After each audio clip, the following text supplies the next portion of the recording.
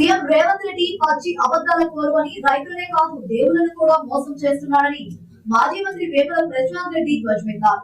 December 9నే రైతులందరికీ ఏకకాలంలో 2 లక్షల రుణమాఫీ చేస్తానన్న ఆయన మళ్ళీ 100 రోజుల్లో చేస్తానని మాట మార్చారన్నారు. ఇప్పటి వరకు కేవలం 17,934 కోట్లు మాత్రమే మాఫీ చేస్తారని 36 లక్షల మంది రైతులుంటే కేవలం 22 లక్షల మందికి రుణమాఫీ చేస్తూ సీఎం రేవంత్ రెడ్డి రైతులనే కాదు దేవులను మోసం చేశారని విమర్శించారు. రైతులందరికీ 2 లక్షల రుణమాఫీ చేయాలని, లేకుంటే రేవంత్ కు దేవుళ్లు ప్రజలు రైతులు తగిన శాస్త్రి చేస్తారని హెచ్చరించారు. బాల్కొండ నియోజకవర్గంలో జరిగే ధర్నాకు రైతులంతా పెద్ద సంఖ్యలో హాజరై విజయవంతం చేయాలని ప్రశాంత్ రెడ్డి పిలుపునిచ్చారు. పార్లమెంట్ ఎన్నికలప్పుడు ప్రతిపక్షాలు రైతులు అడిగినారు, రుణమాఫీ చేస్తానో లేదో ఏమైంది అని అడిగినారు. అడిగితే మళ్ళీ ఒకసారి రైతన్నల ఓట్ల కోసం ఆ ఓట్లు దండుకోవడానికి పార్లమెంట్ ఎన్నికల్లో ఆగస్టు 15 నాడు చేస్తా అన్నాడు. ఆయన నమ్మలే రైతులు. నమ్మకపోతే ఏ ఊరికి పోతే ఆ ఊరు దేవుడి మీద ఓటు పెట్టి చెప్పింది. నేను ఆగస్టు 15 నాడు రైతులందరికీ ఏకకాలంలో 2 లక్షల రుణమాఫీ చేస్తాను అన్నాడు. ఏ ఊరికి పోతే ఆ ఊరు దేవుడి మీద ఒట్టేసి చెప్పింది. ఒక్కసారి చూడండి, ఇది 3వసారి.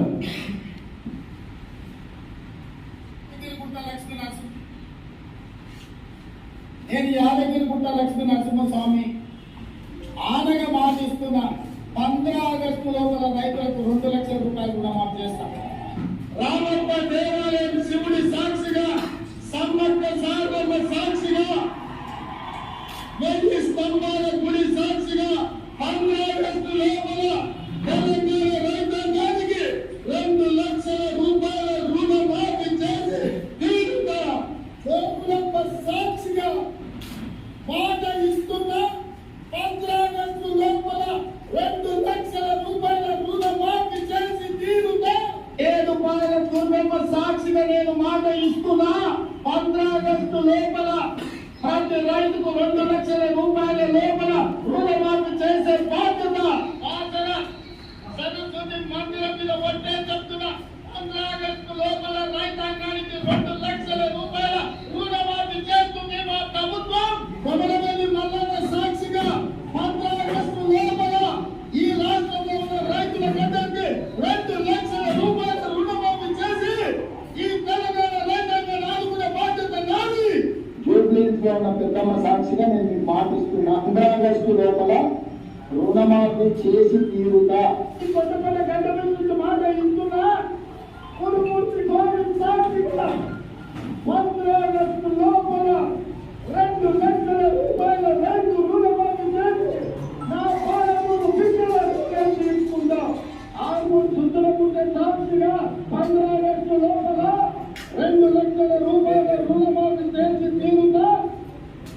అనంతగిరి కొండలో ఉన్న పద్మనాభుడి సాక్షిగా 15 ఆగస్టు లోపల రైతులకు 2 లక్షల రూపాయల రుణమాఫీ చేసి ఈ తెలంగాణ రైతాంగం యొక్క రుణం తీసుకునే బాధ్యత నేను తీసుకుంటా.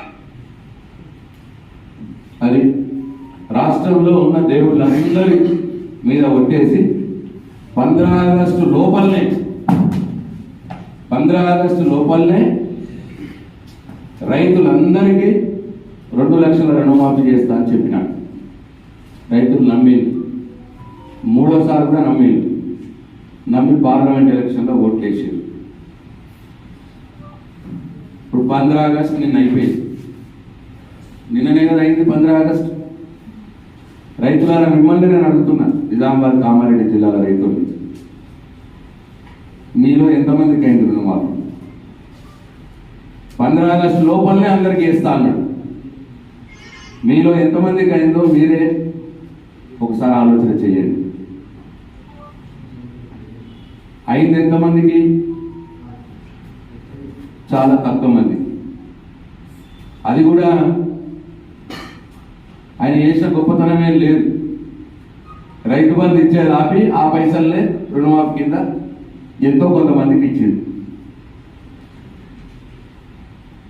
నిన్న 15 ఆగస్టు మూడో ఫేజ్ అన్నాడు. 15 ఆగస్టు లోపలనే మాఫీ చేస్తాం. ఎందుకు తిప్పాలి? అన్ని బ్యాంకులలో లిస్టులు ఉంటాయి, అన్ని సొసైటీలలో లిస్టులు ఉంటాయి, లోన్లు ఎవరెవరు తీసుకున్నారు. ఆ లిస్టులను తెప్పించుకొని మాఫీ చేసి అందరికీ 2 లక్షల లోపు ఉన్న వాళ్ళందరికీ మాఫీ అయ్యి, 2 లక్షల పైన ఉన్న వాళ్ళకి కూడా 2 లక్షల మట్టి మాఫీ అయ్యి. దానికి ఇంకా కౌంటర్లు ఎందుకు, కలెక్టరేట్లు ఎందుకు, మళ్ళీ అప్లికేషన్ పెట్టుకున్నాడు ఎందుకు? కాబట్టి నేను డిమాండ్ చేస్తా ఉన్నా ఈ ముఖ్యమంత్రిని, కాంగ్రెస్ ప్రభుత్వాన్ని, నువ్వు ఎన్నికలప్పుడు ఎట్లయితే చెప్పినావో అందరికీ అని చెప్పినావో అట్లనే ఇప్పుడు కూడా ఏ షరతులు లేకుండా ప్రతి లోన్ తీసుకున్న ప్రతి రైతుకు మాఫీ వేయాలి. ఇది బీఆర్ఎస్ పార్టీ, ఇది రైతుల డిమాండ్. కరెక్ట్ కాదు, అందరికి న్యాయం లేదు, కొందరికి కాదు. 2400 కోట్లు ఇమీడియట్ ఇచ్చేది వాళ్ళు కార్పొరేషన్కి ఇచ్చేసి దమ్ముంటే కట్టింది రాదండి, అలా అంటలేదు. ఇది కూడా 2,04,000 మందికి ఇమీడియట్గా ఈ జిల్లాలో రైతుల రుణమాఫీ చేయాల్సిందే మేము డిమాండ్ చేస్తున్నాం. బీఆర్ఎస్ పార్టీ తరఫున మహిళలకు ఇచ్చే 2,000 పెన్షన్ అవుతుందో అది ఇవ్వాల్సిందే. ఇంట్లో ఎందరు మహిళలు ఉంటే అందరికి 2,000 లభిస్తున్నాం, అది ఇవ్వాల్సిందే. మరి విద్యార్థులకు, ఆడపిల్లలకు ఎంత పెద్ద జాగా కొట్టాను. విద్యార్థిని పిల్లలు వాళ్ళ కారు లేదు, వస్తువు లేదు, మా చెల్లెలకు స్కూటీలు ఇస్తలేను, అడ్డమైన మాట. ప్రశాంత్ రెడ్డి గారు అన్నట్టు బిడ్డలు దొరికితే పెద్దోడు అన్ని మాటలు మాట్లాడి అబద్ధాలు చెప్పి టైం వేస్ట్ చేస్తుంది తప్ప ప్రజలకు ఒరగొట్టేది లేదు. మా డిమాండ్ ఏంటంటే ఇమీడియట్గా హరీష్ రావు గారు 3